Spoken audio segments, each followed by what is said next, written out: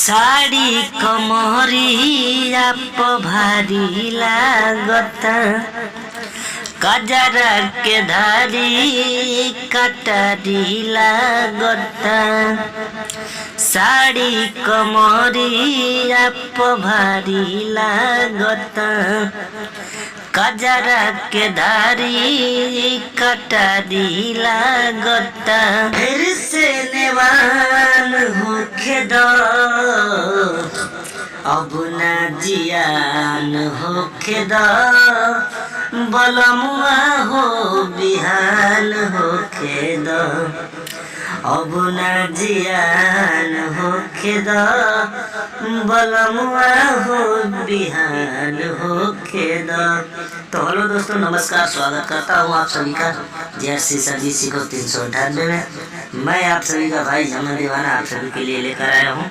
बिल्कुल फुल और free song है, लोकगीत है।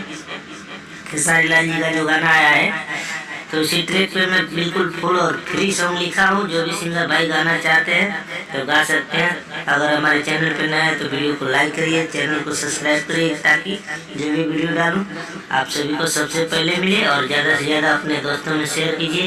तो चलिए, वीडियो को ज़्यादा बड़ा नहीं करेंगे, आप लोगों को गाकर बताते हैं। भैया के छोटा के तो साली लागेलू, हिस्सा में आधा घर वाली लागेलू।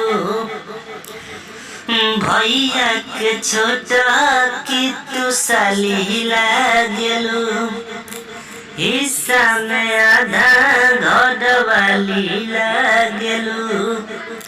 कबो तो निवान होखे दो, अब ही सयान होखे दो। जीजा जी जान होखे दो, अब ही सयान होखे दो। जीजा जी जवान होखे दो। तो दोस्तों, ये मुखड़ा है। मुखड़ा कैसा लगा आप लोग कमेंट करके बताइए। और वीडियो अच्छा लगे तो आप लोग गा सकते हैं इस गाने को। बिल्कुल फुल और फ्री सॉन्ग है। और जो भी सिंगर भाई पर्सनल सॉन्ग लिखवाना चाहते हैं तो हमारे स्क्रीन पे नंबर है, आप लोग कॉल करके लिखवा सकते हैं, ठीक है। और भाई का मोटिवेशन ऐसे ही बढ़ाते रहिए, ताकि आप सभी के लिए हमेशा ऐसा गाना लेकर आता रहूं, ठीक है। अच्छे गाने को चूज कीजिए। अगर गाना गाते हैं तो अच्छे गाने गाइए। थोड़ा गाने नहीं आता है, इसीलिए मिस्टेक करते हैं गाने में। तो आप लोग अच्छे गाते हैं तो समझ सकते हैं। तो चलिए, अंतर में आप सभी को लेकर चलते हैं। ऊंच नीच होई जाई जी, अब ही तो हाथ जीजा चली नहीं मोर जी, अब ही तो हाथ जीजा। फिर लड़का, अरे तोहरे पर हम साली अब बीजी भइनी हो। दिलावा पाला गलत हसे अब निजी भइनी हो। तुमाए गोजान हो दे दो, अब ही सयान होखे दो। जीजा जी जवान होखे दो, अब ही सयान होखे दो। जीजा जी जवान होखे दो। तो दोस्तों, ये अंतरा है। कैसा लगा आप लोग जरूर बताइए। तो चलिए, लास्ट अंतरे में लेकर आते हैं आप सभी को। हमारा नाम जमन दीवाना है, उस नाम को रहने देना है, बाकी अपना कहीं भी नाम एडजस्ट कर सकते हैं, ठीक है। चलिए स्टार्ट। जानी जाई दीदी या तो आवे कहियो ना दी, दीदिया के देवर पहिले होखे दो ना शादी।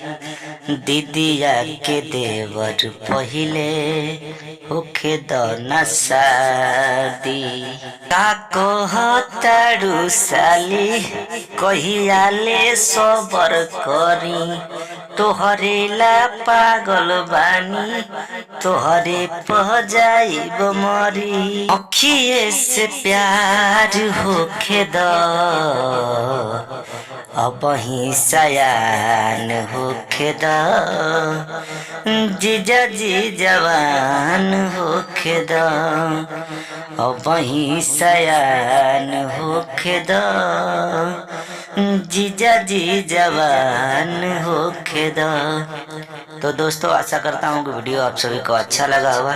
तो फिर मिलेंगे नेक्स्ट वीडियो में, तब तक के लिए इतना ही। और जो भी सिंगर भाई को पर्सनल सॉन्ग लिखवाना हो तो कॉल करके लिखवा सकते हैं। तो चलिए बाय।